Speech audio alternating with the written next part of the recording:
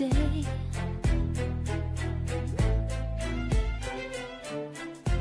The Expansion Zone with Sonia Barrett. Everybody's talking about consciousness. Everybody wants that eternal kiss. Yeah, everyone's saying there's more than this. Everyone wants to follow their own bliss. Talking about one love, one blood, one life in everyone. One life, give each other. We are sisters and brothers. We sing Om Shanti. On the Expansion Zone, we examine life and our quest to understand who and what we are and of the vastness of human potentials.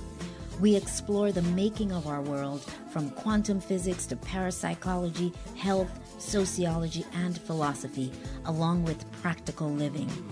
You are reminded of the possibilities in creating personal change. So for an hour, we'll stimulate and expand the mind. Om Shanti, Shanti, Shanti, Shanti. Sing the world. Let's do it together. Shanti, Shanti, Shanti. Well, welcome once again to the Expansion Zone with Sonia Barrett. I'm, of course, your host, Sonia Barrett. And as always, thank you for diligently tuning in. And of course, I'd like to say thank you to those who attended the Expansion Zone Wellness panel that we had on Saturday. And I just think, we really need to have more of those conversations because this is really the age of self-care. That's what I like to call it, is the age of self-care. It is about us really beginning to take back ownership and responsibility for our health, mental and physical. We really have to begin to do that. The only way that we can do that is to educate ourselves, particularly in periods like this, in a time like this, so that we are not overcome and overrun by fear, because that's a lot of what happens. And when you run around in fear, you can't really be clear on what to do or even tune into your own intuition and guidance. So I think being educated and really finding balance, centeredness is, I think, of the utmost importance in anything that you're doing in involving this life. Now, the other little tidbit I'd like to leave you with, or to begin with, I should say, is this, that, the way I view life is this, that every moment from my birth, from your birth, every single moment has brought me to this very moment, this moment where I'm sitting here at this microphone. So what does that mean? It means that every moment in our life, regardless of the challenges, regardless of what we've experienced, somehow that journey has brought us here to this moment. And as long as we are here in this moment, there's always hope and there's always possibilities to be explored. So let's always remember that life is about these stepping stones that we take. And we must remember that, otherwise we'll get very lost in more so the challenges or the adverse experiences, as opposed to seeing what gifts can we actually retrieve from our experiences and know that we are here in this moment and there are possibilities to be explored. So today we're going to talk about, we're going to talk about time travel and black holes and general relativity. And we're going to be chatting with Professor Ronald Mallett, who has been on the show before, and I interviewed him some years back as well, several times. And I always enjoy speaking with him and hearing whatever new things that's coming up for him. And of course, there are more people hearing about this possibility of building a time machine. And I think people are possibly more open to these concepts now. Now, two of my favorite films, I'm going to say, is Interstellar and Contact. They are really two of my favorite films. And I've been a fan of the possibility of time travel and scientific concepts that some people may consider to be outrageous possibilities. I am also a huge Trekkie fan. And so I think that what we must remember is that the imagination provides a window into possibilities, and therefore we should keep an open mind. Everything begins with the imagination. You have to start there. If you're building a building, whatever it is you're doing, it starts in the imagination. And throughout history, particularly in terms of scientific discoveries, changes and alterations to previous scientific conclusions they're constantly changing. So we are constantly discovering new possibilities, and particularly in today's world where technology is at a more elevated level, and it continues to expand. It's how the human race continues to expand and to adapt as necessary. Nature continues to drive us forward. So remember, imagination, before we stop and we go, well, that's not possible. We have to remember the mind, the brain, the imagination, the human ability to dream and to produce concepts that once upon a time may have seemed impossible. But this is what we do. So, all right. So a little bit of the bio here. Dr. Ron Mallett is an astrophysicist who has dedicated much of his adult life to the notion that time travel is possible. He's come up with the scientific equations and principles upon which he says a time machine could be created.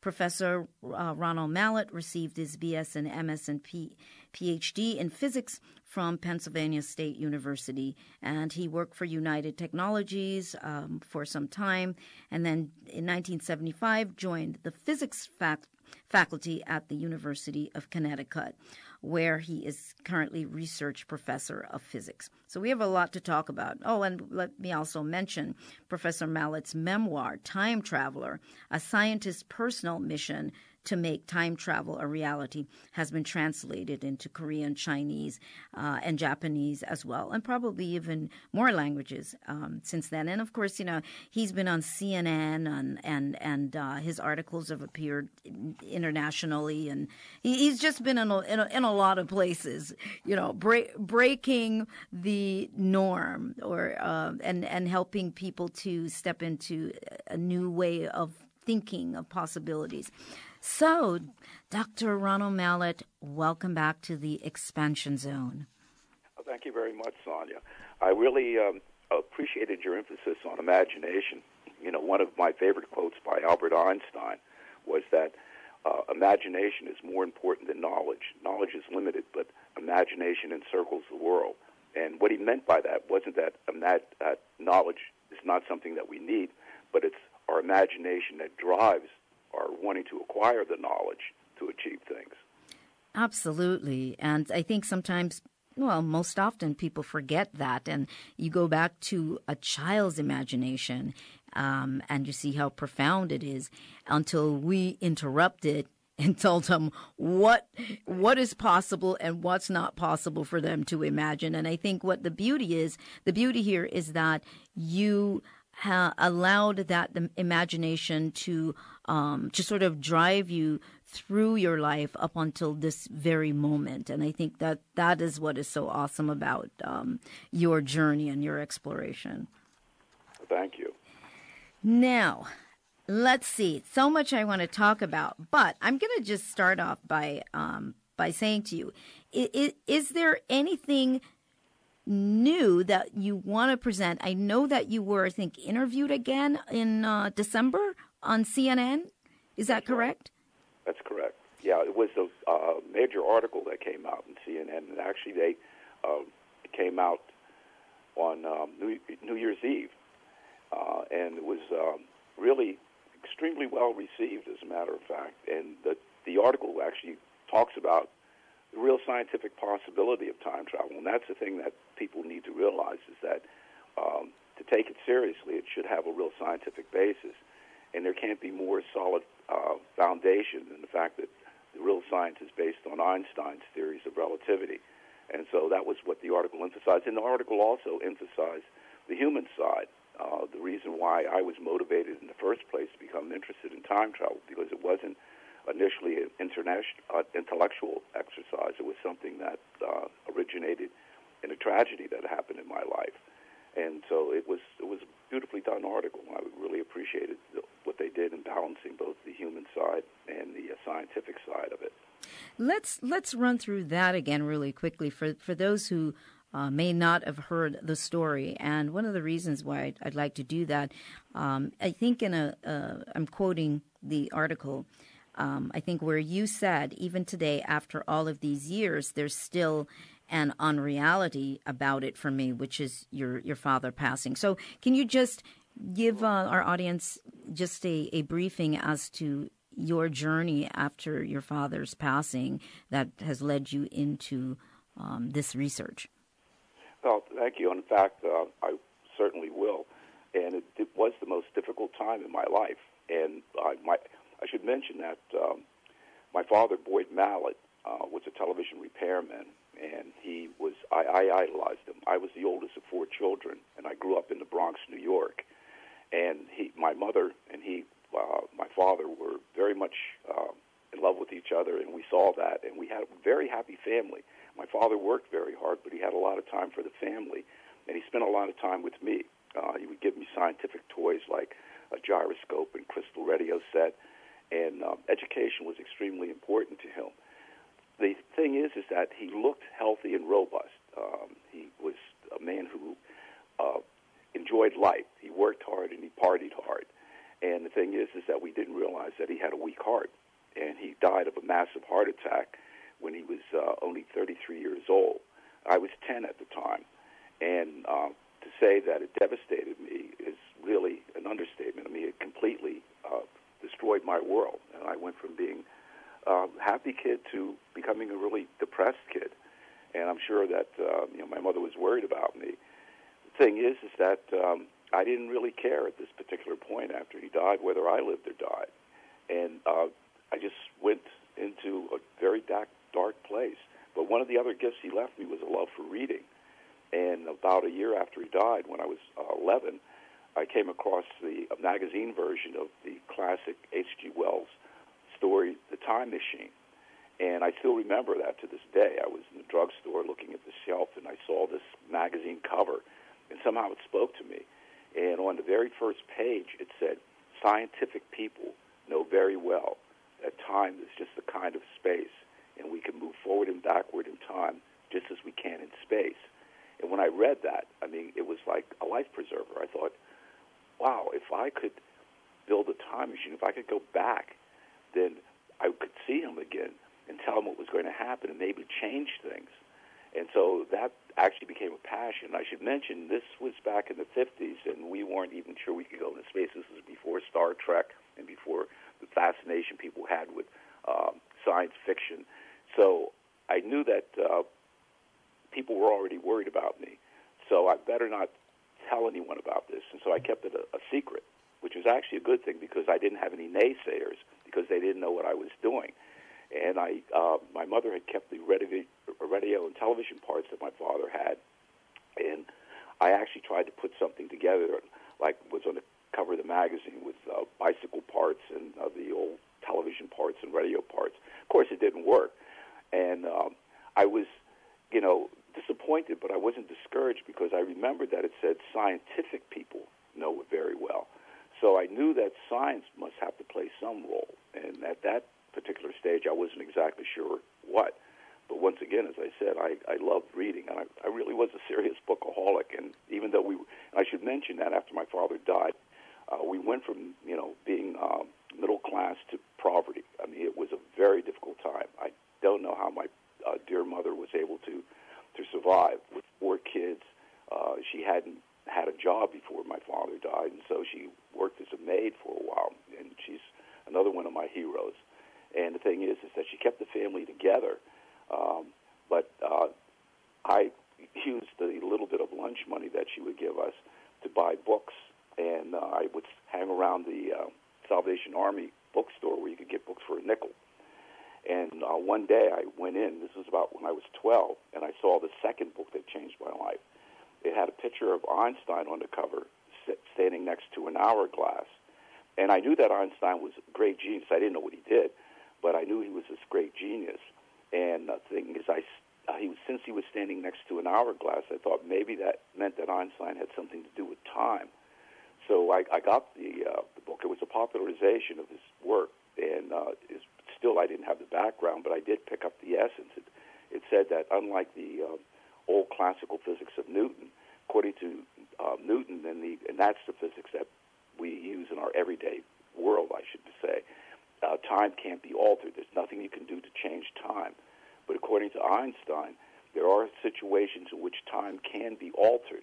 And I thought, wow, if Einstein is saying that there's ways you can alter time, then that might mean that it really is possible to build a time machine. So Einstein became my second idol besides my father, and I decided I was going to have to understand what Einstein did so that I could probably build a time machine. So that was the beginning of my fascination with Einstein and his work. And I should mention that I knew I was going to have to go to college, but as I said, we were very poor. So I developed a strategy. I realized that if I could go into the military after high school, then I might be able to save the money. This was during the Vietnam War period, and the GI Bill had been reintroduced, which was wonderful for me because that meant that after I got out of the service, I could use the GI Bill to go to college, and that's how I was able to go to Penn State, and that was the beginning for me. And that's really the personal side of the story.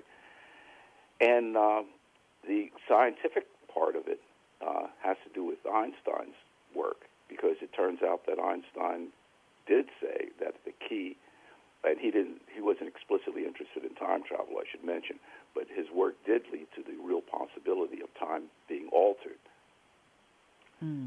But I think what's also great here is listening to how focused you became. You were laser focused in finding a way to pursue this path. I mean, from 11 years old, that's a really great kind of focus, because a lot of times we get deterred and distracted, but you were so focused on this purely out of the love for your father and wishing that there was a way, to have that connection again and to be able to warn him. So I think there's definitely something to be learned from that, and you've kept with that same focus. So let me say now you made this statement where you said there's still an unreality about it for me. Did you mean that the fact that he is gone, the fact that he died? Yeah. Okay, yeah, that's what I thought. The thing is that even today, for me, I still can't believe. I mean, it sounds strange all these decades later, but it's still hard for me to believe that he actually passed away. That's the unreality for me. Yeah. It's just something that's constantly there. People ask me, do you feel still as strongly? And the intensity of my feeling for my father hasn't diminished. It's there as a constant presence. And I have this feeling that with my last breath, one of my last thoughts will be about him. Yeah. So that's what I mean by the unreality of it. That's what I figured. Mm-hmm. Yes, mm-hmm. Exactly. Now, let me ask you, now, is that possible? This is kind of what I'm putting together in my mind, but is it possible that maybe the reason why you have this sense of this unreal is because of the idea of possibly being able to travel back in time? I mean, if you think about it, the idea of traveling back in time, it's like, yes, like he still exists. Right. Do you see what I mean? Oh yeah, no, I see what you mean. I guess part of it is that I feel constantly like I'm living in two different realities, so to speak. One is this journey that I've been on, which has led me to where I am, today. A tenured full professor, at a major public university. on the other hand, there's that part of me that's still the 10-year-old boy who, had to deal with something that was the most traumatic experience that he had ever, had in his life. And so those two things are going on at the same time. And, of course, my imagination always runs back to what would happen if I could go back. And I know now, that there's time travel is possible, but there are limitations associated with it. But still, I still play with that notion in my mind of what would I do and how would I convince him about things that could change his life. He was, as I said, he was a hard worker, but a heavy partier. He's a 2-pack-a-day smoker, and when he and my mother would, I remember we had babysitters from the earliest times because on a Saturday nights they were out partying, and they would have people over all the time, and there was heavy drinking, so the drinking and smoking. And they were young.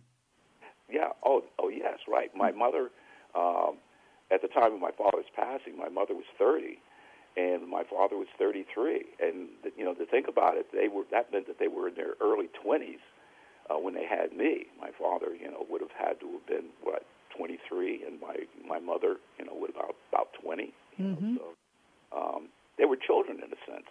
Right. It's really, for me now, when I'm dealing with people who are in their 30s, early 30s, it seems to me, these are the same age that my parents were, and right. It puts it into perspective. Right. Mm-hmm. Mm-hmm. Yeah, because at 11, 33 doesn't mean the same thing. 33 just, this is, right. 33 is a much older person until you are old enough to realize, it's nothing. Exactly. Yeah, exactly. I completely get you. Now, let's kind of lead into talking a bit now about these concepts, the theories that you've had, and in terms of what makes it possible for this time travel experience, whether you're talking about the machine or the actual possibility of time travel. Sure. Once again, as I said, the real scientific basis lies in the work of Einstein, and Einstein developed two theories that both have been tested. That's an important aspect associated with science. Science means that you just don't have a simple idea. You actually have to have a way of proving the idea that you have. And the first theory that Einstein developed was in 1907. It was called the special theory of relativity. And to put it in a very simple nutshell, what he said was that time is affected by space. And what he meant by that was that time is altered the faster that you move. In other words, time for a moving clock slows down. The faster the clock moves, the more time slows down. Now, when I say that time slows down for a moving clock, I'm not just talking about a mechanical clock. Your heart is a clock. So that would mean that your heart rate would actually slow down. You wouldn't notice it, by the way. If you were traveling fast enough, other people would notice it. Okay, it's like whenever you're in your car, no matter how fast you're going, you feel like you're at rest with respect to your car, but the other people see you zooming by. And it's the same thing here. If you were in a rocket that was traveling fast enough, people would actually see not only your watch slowing down, but they would actually see your heart rate, your metabolism slow down. You would not age the same rate that everyone else would. And in fact, that is what leads to the possibility of time travel, because if you're not traveling, time is different for you than it is for everyone else. Time is slowing down for you. That means that when you stop, time will have passed at a much different rate, faster rate for everyone else, so that when you stop, maybe only, few hours may have passed for you, but years could have passed for everyone else, and you would find yourself in the future. That is what the special theory of relativity implies. Now, you might say, has this been shown? Actually, in two different ways. One, on the microscopic level, there's a device in CERN, Switzerland. It's called the Large Hadron Collider. And what this device does is speeds up subatomic particles, getting them to go closer to the speed of light.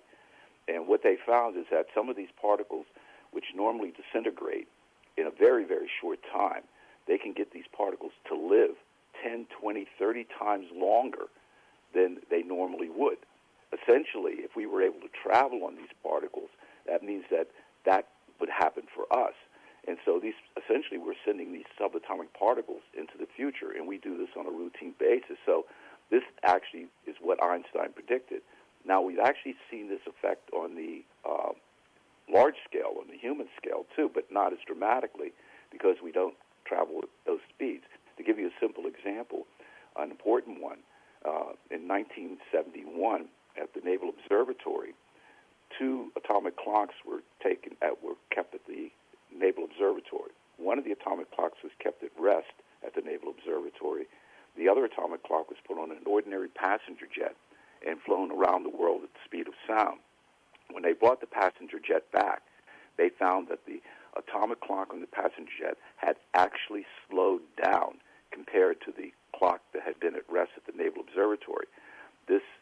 It was only by fractions of a second because the plane was only traveling at the speed of sound.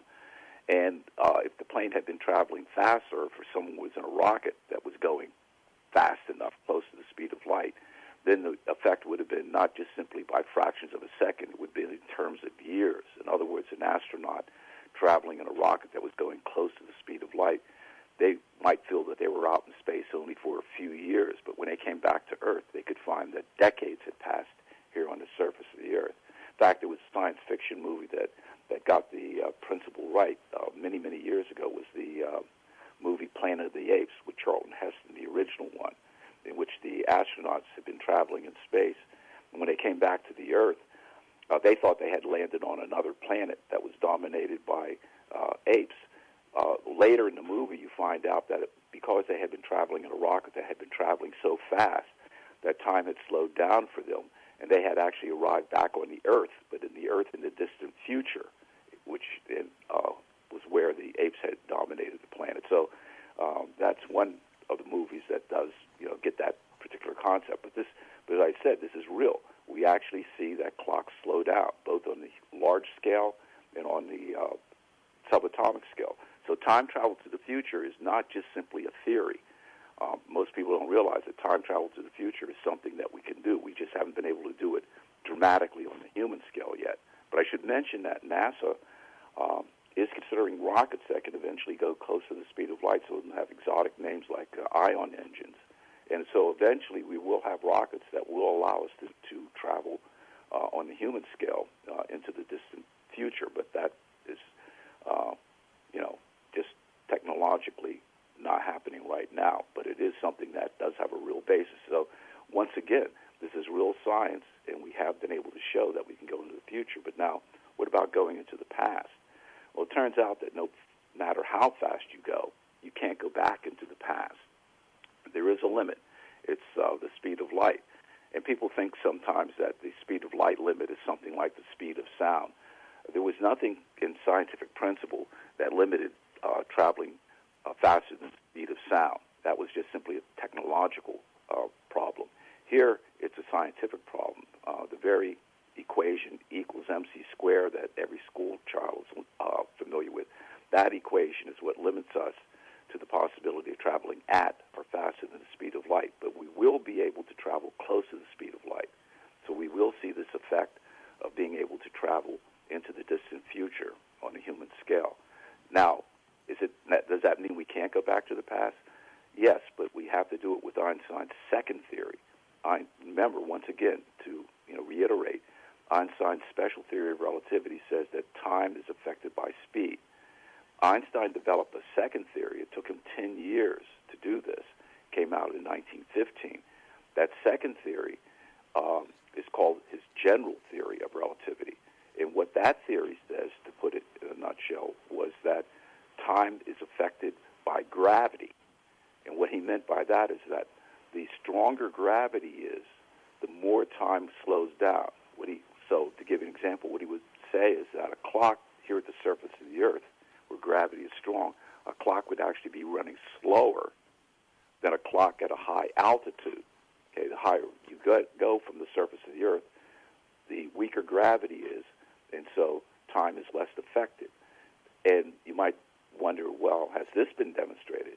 And once again, people are very surprised when I give public lectures. Not only has it been demonstrated, but it's actually a part of our everyday life. And what I mean by that is that I suspect that you, in your car, you probably have what I have in my car, and of course, our cell phones have it too, is GPS capabilities. The GPS system is what allows us to find locations that we haven't been to before. But the reason why the system works is actually because of Einstein's theory. When they were setting the system up originally, the way in which the GPS system works is that right now, about 12,000 miles above us, there are 24 satellites that cover specific parts of the Earth, all over the Earth. And these satellites send a signal. These satellites have a clock on board them. And your GPS unit actually has a clock in it, too. And the way the system works is that at a certain time, a signal is sent from the satellite that reaches your unit at a particular time. And there's a very, very simple relationship in physics between speed, distance, and time. If you know any two of those, you can calculate the other. So in this particular case, since you know the time the signal was sent by the satellite, the time it's received by your unit in your car, and you know the speed of the signal, which in this case is the speed of light, you can compute distance. That's simply how it works. But when they were setting up the system initially, they were using Newton's concept of time. Remember, as I said, that Newton's concept of time is the world in which we live in every day, which is not affected by, very much by speed or gravity. And according to Newton, nothing can alter time. So when they were setting up the system, they were assuming that the clocks on board the satellites were running at exactly the same rate that the clocks in your car were running. But according to Einstein, since gravity is stronger here at the surface of the Earth, the unit in your clock, the car, that clock is actually running slower than the clocks on board those satellites. Those satellite clocks are actually running a little bit faster because they're farther away from the surface of the Earth. That's what Einstein predicted mathematically, and that's exactly what's happening physically. So the engineers had to use computers to take into account that difference in the rate of time. And when they did that, the system was working perfectly. So I tell people that whenever they're using their GPS system, they should give a nod to Einstein, because without Einstein's correct prediction about how time is affected by gravity, your GPS system wouldn't work. So that shows, because people sometimes say, well, gee, does his theory have any practical application? I think that's about the most practical you could think about. So we do know that gravity affects time. It turns out that fact that gravity can affect time, that leads to the possibility of time travel to the past.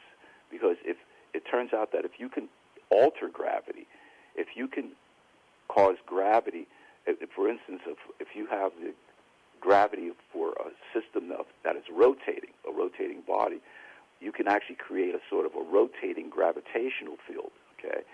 And it turns out that if that rotating gravitational field is strong enough, it can actually cause time to form a loop. You can actually create a loop in time in a rotating gravitational field. Now, this has been done mathematically. It hasn't been done physically yet, but it is a part of Einstein's theory, which, as I said, we know is anchored in reality. So, and how does this work? Well, it turns out that, for us, every day, all of our life, we live in a sort of, you might say, a linear timeline. Think of the way in which I, suggest people think about this is, imagine you take a strip of paper and you draw a straight line on it. And at the bottom of that line, you put yesterday, the past. At the middle of the line, you put today, the present. And at the top of that line, you put the future, okay? All of us live along this timeline from the past to the present to the future. Now, imagine that what I did was to have a twisted gravitational field that would actually bend that timeline into a loop. Imagine you take that strip of paper and literally connect the bottom of the top of the strip, make a circle out of it. Then when you travel from the past on that line, you would go from the past to the present, along that line to the future. But remember, you've made that strip into a loop, so you could actually travel from the future back into the past. So literally by creating a twisted gravitational field, you could twist time into a loop. And this could allow the possibility of you going back into the past. And physicists have actually known that this is a possibility with black holes. Can we stick a pin in that for a moment? Because that was my next thing is was going to be talking about black holes and how this all connects with this theory. So let's take a quick break, and when we come back, we will continue our conversation with Dr. Ronald Mallett. We're talking about time travel, the possibility of time travel. Be right back. Hello, everyone. This is Vanessa Valdez, host of Transforming Consciousness, every Tuesday at 1 p.m. right here on KPFK. Join me each week as we learn from each other ways to awaken our consciousness for the greater good of all. That's Transforming Consciousness with me, Vanessa Valdez, every Tuesday at 1 p.m. right here on KPFK. Stay tuned. And we are back. Of course, you are tuned in to KPFK 90.7 FM in Southern California, and you are listening to The Expansion Zone with Sonia Barrett. That's me, and we are chatting with my guest, Dr. Ronald Mallett, Professor Ronald Mallett. We're talking about the possibility of time travel, and now he's about to share with us, or connect with us, the black hole concept and how this all works together.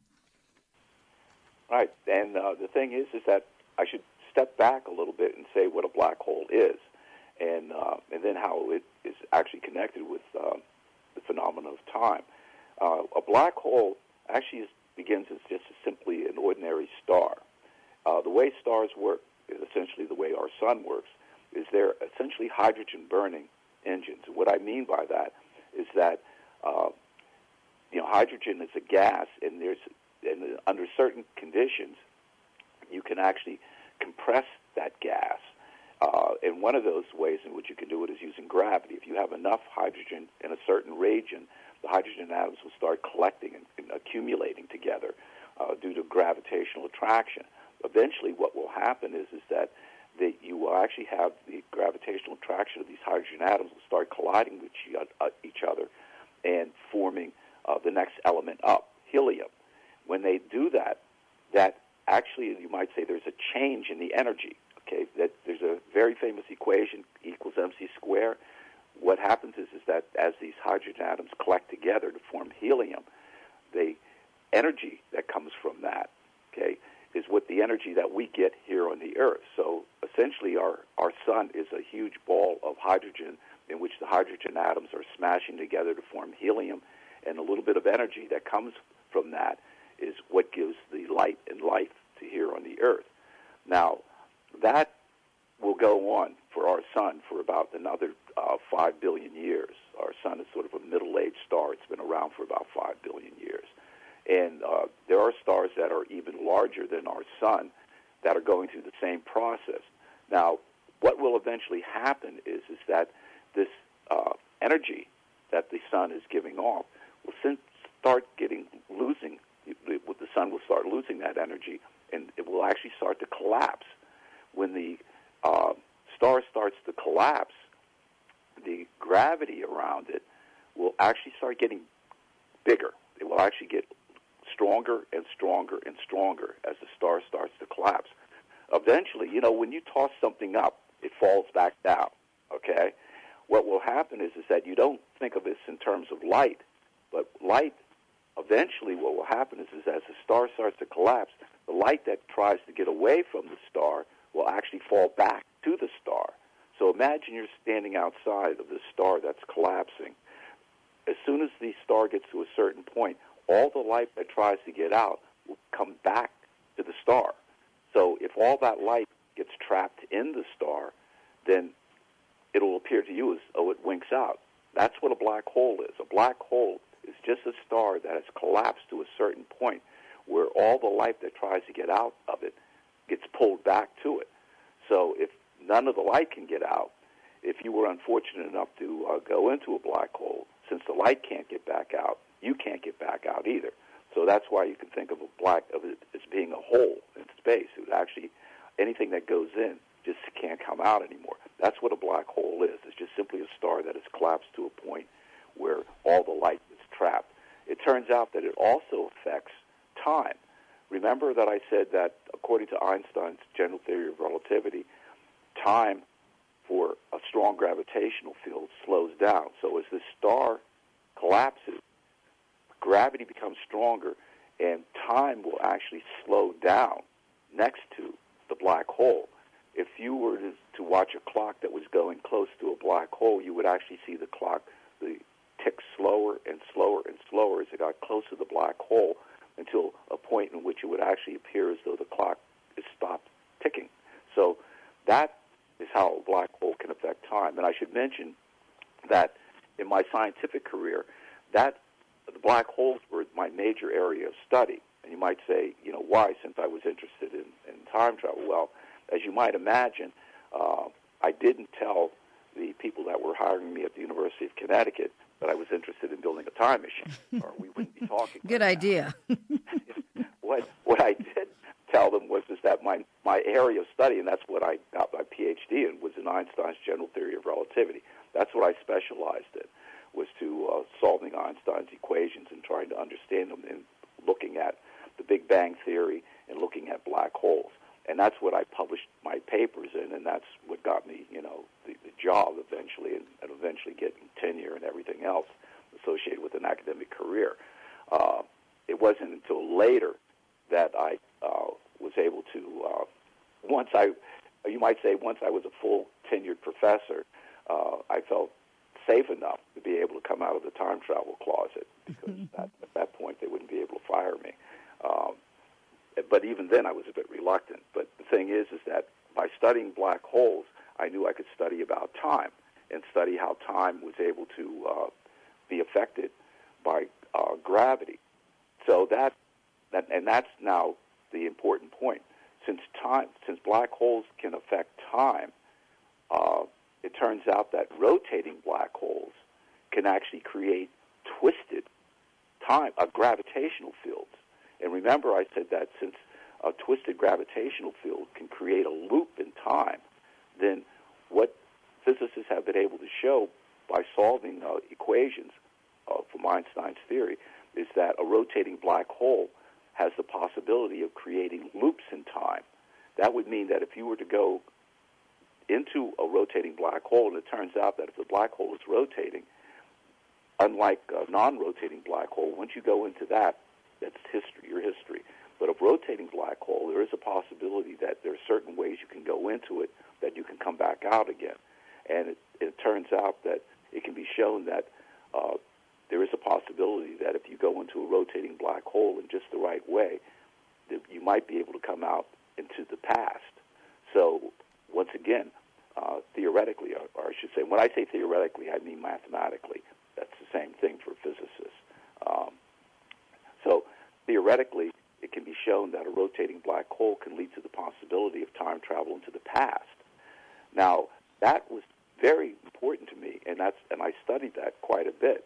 Eventually, what I realized was, and I wanted to find a way of doing it that did involve black holes, of course. And what I realized is that Einstein's theory also said something else that was very interesting. In Newton's theory, it turns out that the only thing that can create gravity is matter. In other words, like, for instance, the mass of the Earth creates gravity, which keeps us anchored.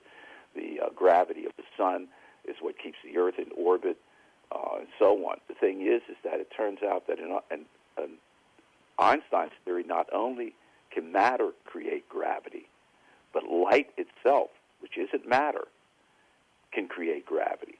Light has energy, but light does not have mass. Now, that is where my breakthrough came.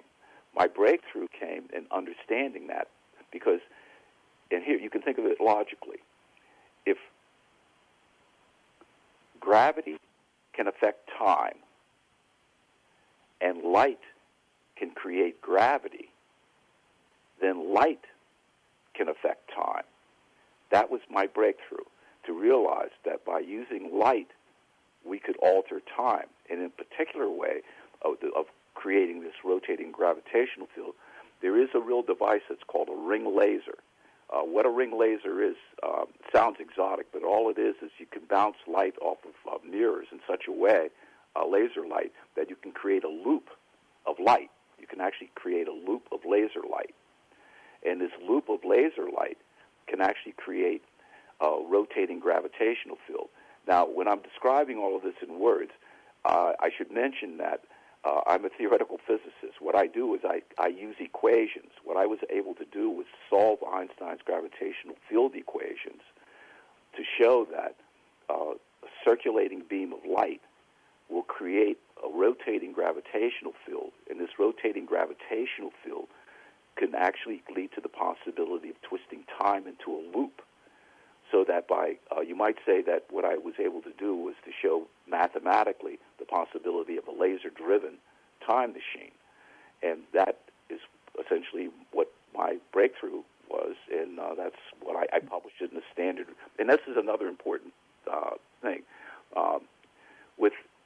When physicists say they have an idea, it's not the same as people say colloquially, I have an idea. What they mean by that is they've developed a mathematical model which leads to precise predictions that can be studied not only by themselves but by anyone in the world. And I should mention one of the things that I'm pleased about is one of the basic equations that I came up with by solving Einstein's equation. That basic equation appears in a number of different, in my book, I show that equation. It's a very simple-looking equation. And one of the hallmarks of science, which is important to me, was the fact that that equation, my book has been translated, as you mentioned earlier, into a number of languages, into Chinese, Japanese, and Korean. Now, I can't read any of those languages, but if you look at the equation that is in that book, it looks exactly the same in every single one of those languages. What that means is that any scientist independently of me can verify my scientific results. But that was essentially my breakthrough, was to show the possibility of a laser-driven time machine.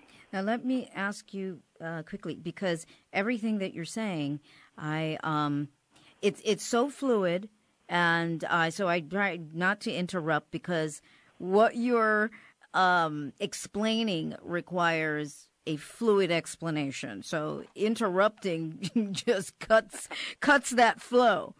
But since you got through the whole process, now there's a lot of questions I did have, but we would have to do a part 2 to get to those questions. But in terms of a wormhole, then what role does a wormhole play in any of this? Because wormhole, of course, and black holes they're different, but right.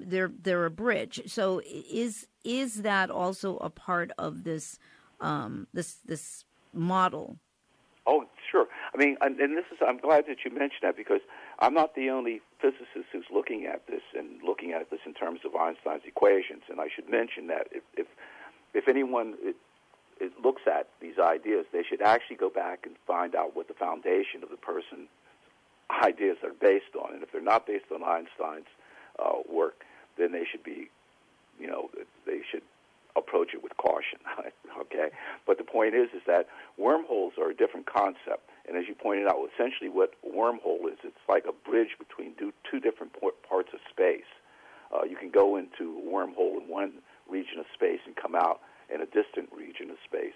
And mathematically, in fact, one of the physicists who won the Nobel Prize, Kip Thorne, he won the Nobel Prize in 2017 for the observation of what are called gravity waves. Essentially, these are waves that if you have two black holes colliding with each other, they cause ripples of space itself. And those ripples of space are what we call gravity waves. And they were actually able to observe these gravity waves, which were predicted over 100 years ago, by the way, by Einstein. But Kip Thorne looked at the possibility that wormholes could lead to the possibility of time travel. It would take a longer discussion to show how that would be, but that is a possibility. There's also another physicist, his name is Robert Gott at Princeton, who's looking at the notion of these things that are left over from the Big Bang called cosmic strings, and that when these cosmic strings move past each other, they might create these loops in time.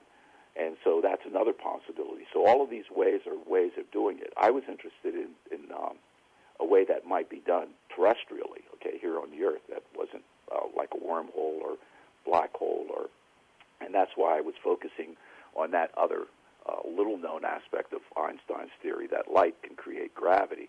And as I said, my being able to solve Einstein's equations to show that a circulating beam can actually lead to loops of time to the past. But now, one of the other things that I know we have a limited amount of time, but one of the things I think is important because it comes up with people all the time is this possibility of what's known as the grandfather paradox associated with time travel to the past. When you travel to the future, there is no paradox. When a time traveler arrives in the future is what it is. The time traveler can't do anything about it. It just simply is what the time traveler finds. But if you travel back into the past, it could lead to potential difficulties, and that's why people have questioned about traveling back into the past. One of the most famous is the so-called grandfather paradox, and what I mean by that is that suppose a time traveler goes back into the past and tries to prevent their grandparents from meeting each other. Well, if the grandparents never meet each other, then they don't have the time traveler's parents. And if the time traveler's parents are never born, then that means that does the time traveler get born? And if the time traveler never gets born, then how is it that they're able to go back into the past to alter things? And that's called the grandfather paradox, where you can do something that potentially can alter your own existence. They play around with that notion a little bit in one of my favorite movies, which it's a beautiful science fantasy, but it has nothing to do with science reality, Back to the Future, right, where Marty McFly potentially interferes with his parents, and he begins to vanish. So people, wonder about this whole possibility, and that is a real question. It turns out that science has a way around that, which sounds almost as bizarre as the problem itself. And it turns out that, and once again, we don't have a whole lot of time to go into it, but the notion has to do with the other pillar of science, which we haven't talked about at all. We've been talking about relativity. But one of the other pillars of science, and it's one that you actually mentioned in your intro, is quantum physics, quantum mechanics. Quantum mechanics actually shows the possibility of getting around this notion of a paradox, because quantum mechanics says that we can't predict things exactly, how things are going to happen in the future. We can only talk about the probability of the way in which things will happen in the future. And it turns out that when you bring quantum mechanics into the picture, it can lead to a very strange notion of parallel universes. And to put it very simply, essentially what quantum mechanics would say is that, and this has actually been worked out by a physicist named David Deutsch at Oxford University, is that when a time traveler travels back into the past, what they arrive in is the past of a parallel universe. In that universe, they could prevent their grandparents from meeting each other. And that doesn't cause a paradox because the time traveler was never born in that universe in the first place. But remember that I said that when they travel back into the past, they arrive in a parallel universe. That means they don't arrive in the universe that they came from. Right. In that universe that they didn't come from, their grandparents meet each other, have the time traveler's parents, and the time traveler is born. So by using parallel universes, it turns out you have a workaround to this notion of paradoxes. Yes, I think there's a lot there. There's so much there because even when we talk about going back in time, or that we can't, I forgot what you had said, but when we talk about going back in time, or even the grandfather paradox, we talk about the future as well, going into the future. When you look at it this way, you go back in time. Well, you're going back in time. That's still, isn't that somebody else's future? It's a really kind of all of it is just this paradoxical sort of observation. For whatever point you arrive at, if you're back in time, you've come from the future. Technically, then you would have come from the future. Does that make sense? You would have come from the future. Oh, yeah, no, you would have. But the thing is that if you come from the future and you're arriving in a parallel universe, then you're still coming in someone else's past. Exactly. It doesn't matter. Yeah. You won't be affecting your future. Okay? No. But it's always a past. It's the future. You're absolutely right. You're always going to be traveling into someone else's past. Absolutely. I think that's something people don't think about. When we talk about it, doesn't matter if it's 10 trillion light years away. It's got to be on this point of time. I mean, that's a whole other show, but it's like we're always going to be in somebody's past.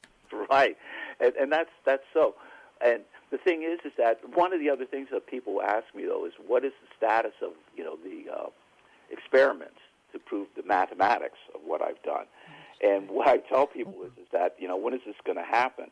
And I tell them that it's going to happen whenever the funding is comes about, because one of the things that people don't realize is that we have a minute, but and I want you to finish that point, but I also want people to have your information, because they're going to go, well, where can I website? Can you just tell us that real quickly? Oh, sure. Yeah, two ways. In fact, one of the ways in which they can find out more is by going to the University of Connecticut website, which is www.physics.uconn, and that's UCONN.edu.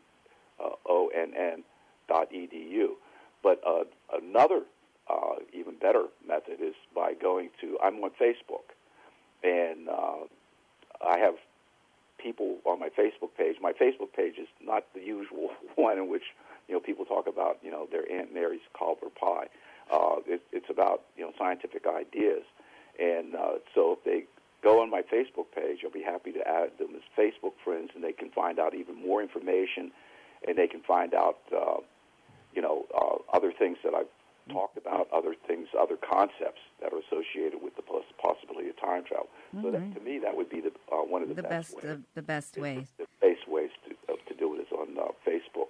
And I should mention that if they wanted to see more of the videos associated with what I've done, all they have to do is to go to YouTube and put in my name in YouTube, and they will find out more than they probably ever thought they would want to. Well, I think what we're going to do, I'm going to, I'll connect with you, but we'll probably do a separate part 2 that will be available on the site, because there's just so much more that I'd love to chat with you about, and we just never seem to have enough time here to do it. No pun intended. So, exactly, Thank you so much, Dr. Mallett, for being on the show once again, and looking forward to so much more. Thanks to our listening audience, and thanks to our engineer today, Gary Baca. For more, please go to theexpansionzone.com to listen to this interview and all the other ones in the archive. And, of course, my website, please, therealsoniabarrett.com. Check it out, because, I get into a whole lot of interesting stuff there as well. Now, as always, I like to remind you to live life to its fullest and question everything. Until next time, see you then. Give each other, we are sisters and brothers, we sing